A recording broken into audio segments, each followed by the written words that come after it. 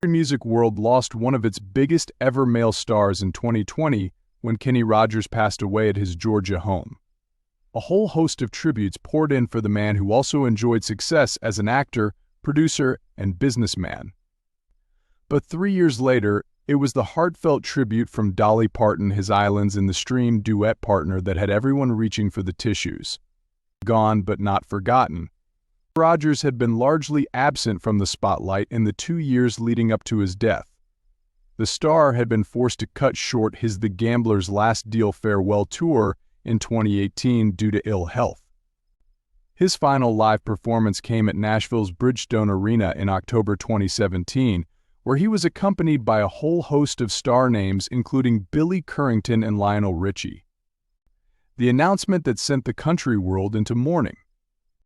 In March 2020, the news emerged that Rogers had died aged 81 at his home in the Georgian city of Silver Springs.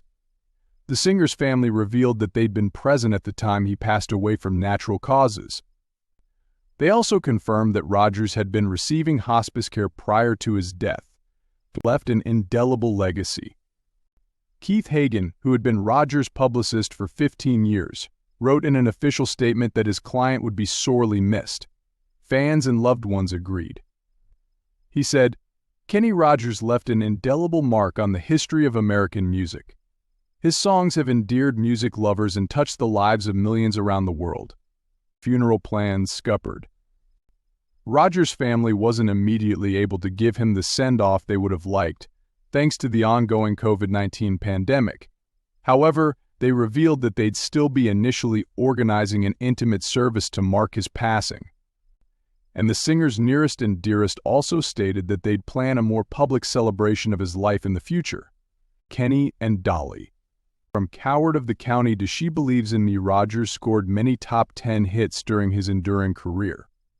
But he'll perhaps best be remembered for Islands in the Stream, his 1983 duet with Dolly Parton. Of course, the chart-topping single wasn't the first or the last time that the country legends had worked together. It was a lifelong partnership.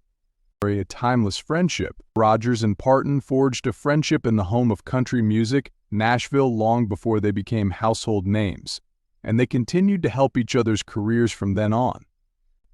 In the 1970s, Parton landed her very own syndicated show called, you guessed it, Dolly, but was struggling to find guests. Luckily, she knew exactly who to turn to. Kenny to the rescue. In a 1990 chat with the Associated Press, Parton discussed the moment that Rogers came to her rescue. She said, "Kenny was a big star, and I couldn't get any people on my show. Kenny said, 'I'll do it and I'll never forget it. He's always been there for me as a friend.' And it wouldn't be the last time the pair would help each other out. A duet to remember." The pair's paths crossed again in the early 1980s with a little help from a BG. Barry Gibb had gifted Rogers a track called Islands in the Stream, but the singer was left unsatisfied with its recording. To save the song, Gibb suggested turning the solo number into a duet with none other than Dolly Parton. A dream recording. By sheer luck, Parton was actually in the same studio building at the time, and after being tracked down by Rogers' manager, the buxom blonde agreed to collaborate. Rogers told People magazine she came marching into the room, and once she came in and started singing, the song was never the same. It took on a personality of its own. The rest is country music history. A song for the ages. Islands in the Stream reached the top spot on both sides of the Atlantic on its 1983 release and has since become a karaoke favorite. In 1986, Parton admitted, "We didn't plan it. People just put us together because they liked us together. We did that one song, and out of that came years of concerts and friendship." A Christmas record followed. The huge success of the song left many clamoring for even more Parton and Rogers collaborations. The country duo ensured they kept such fans happy by heading back into the studio to record a festive album just a year later, Once Upon a Christmas. And the pair weren't done there either. More music and more memories. In 1985, the duo released the single Real Love and followed it up 5 years later with Love is Strange. Parton then penned a track, Undercover, for Rogers' 2003 album, Back to the Well. And then in 2014, they both picked up a Grammy Award nomination in the Country Duo Group category for You Can't Make Old Friends, a special relationship. And the pair haven't been afraid to talk about how much they admired each other over the years. While appearing on Parton's 1980s TV show, also called Dolly, Rogers discussed how their similar spiritual beliefs and upbringings had helped to bring them closer together. He then described the host as a very special person who has a very special place in his life. Cherished memories. In a 2013 interview with Southern Living, Rogers was asked about his most cherished memory of his fellow country icon. He recalled the moment when they were in the recording studio working on what would be their last duet. Parton suddenly embraced him before quipping, "Kenny, I think you should know. I could never sing at your funeral." Prophetic words. A chuckling Rogers then continued, "I went, so we're assuming I'm going first, but I love her for that. You never know what she's going to say, but it always comes from love." Of course, many people have wondered whether this love has ever developed from platonic to something more romantic, and Rogers has always been upfront about it. Married, but not to each other. In 2013, Gayle King remarked, "We all want you to get together." When Rogers visited the CBS This Morning set. The Grammy winner reminded the host that both he and Parton were married to different people. "Why would you want us to get together?" a smiling Rogers queried, much to the amusement of the show's anchors. No affairs. Rogers then informed King that he and Parton had occasionally engaged in some flirting that had been entirely harmless, but he was also keen to state that there had never been any substance to the constant rumors. He added, "Dolly and I have been accused of having an affair for the last 30 years, and we never did." Harmless flirts. The nature of Parton and Rogers' relationship also cropped up when they joined Today's Dylan Dreyer for a chat in 2017, and they were both in a playful mood. When asked by the TV show host why they'd never got together, Rogers replied, "First of all, she's hard to look at for me." Parton responded, "I'm not his type. Never went there." Rogers continued to take the question entirely unseriously, adding, "I'm a believer that tension is better if you keep it than if you satisfy it. And then secondly, she said no to me."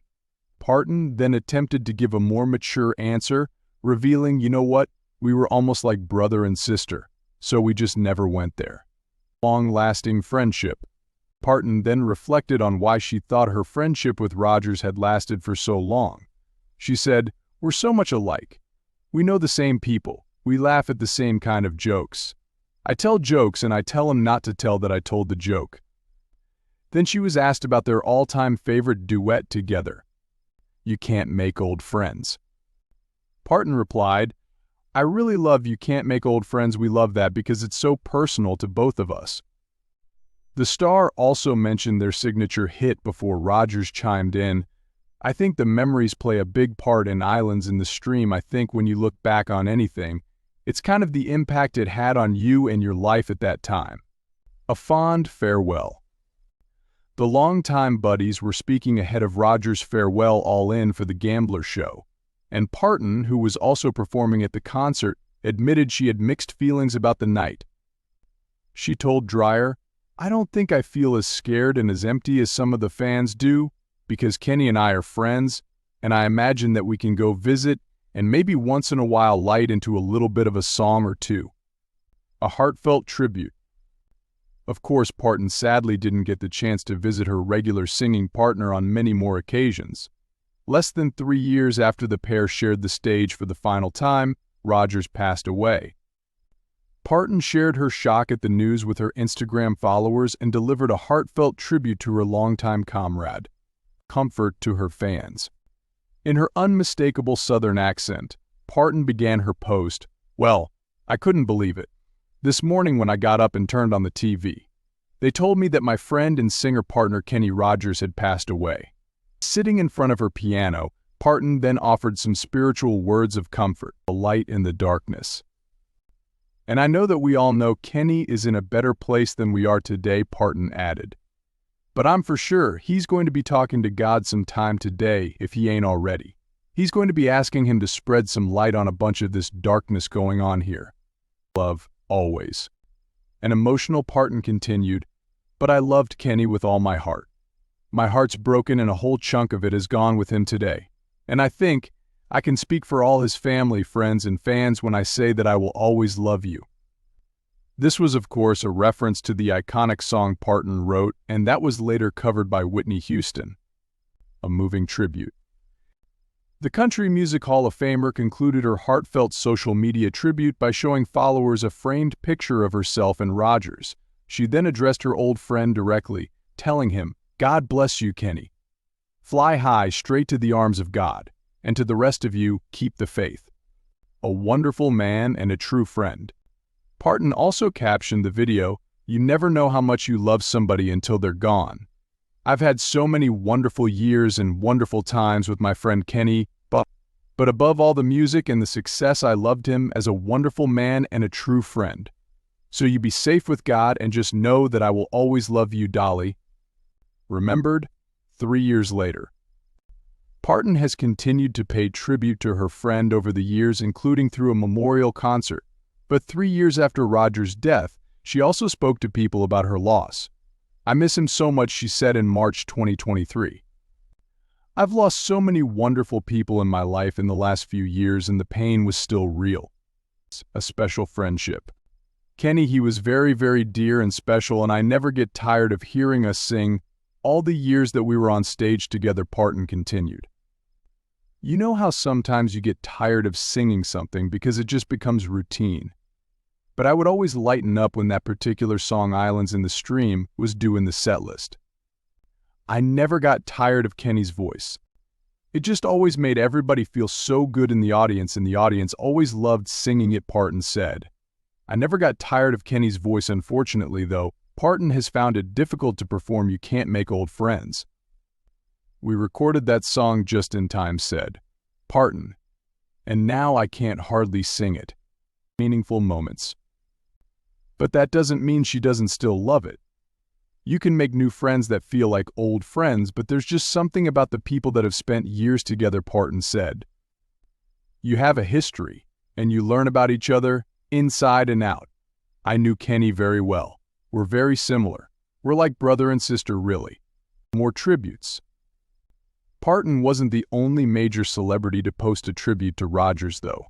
Travis Tritt took to social media to offer his condolences, for instance. He wrote, "Kenny was a friend who helped me in so many ways early on. He was always funny, kind, and full of advice. Kenny's legacy of great music will live on forever. My deepest condolences to Wanda and her family. Happy families in happier times." Tritt was referring to Rogers' fifth wife, Wanda Miller. She and Rogers had walked down the aisle together in 1997, and the pair later welcomed twin sons into the world. The country star is also survived by 3 other children from his previous marriages. Parton, meanwhile, has been married to Carl Thomas Dean since 1966. His ex-wife speaks. And one of Rogers' 4 ex-wives, Marianne Gordon, also paid tribute to the star in an interview with Closer Weekly. She said, "For 17 of 21 years, every day he was so sweet. I always felt his total focus was on me. If anyone wanted anything from him, he was looking me in the eye and said, 'Whatever she wants to do.'" Past failures. Gordon also opened up about why she felt their marriage fell apart, adding, "I think that when he turned 50, I didn't have his full attention anymore.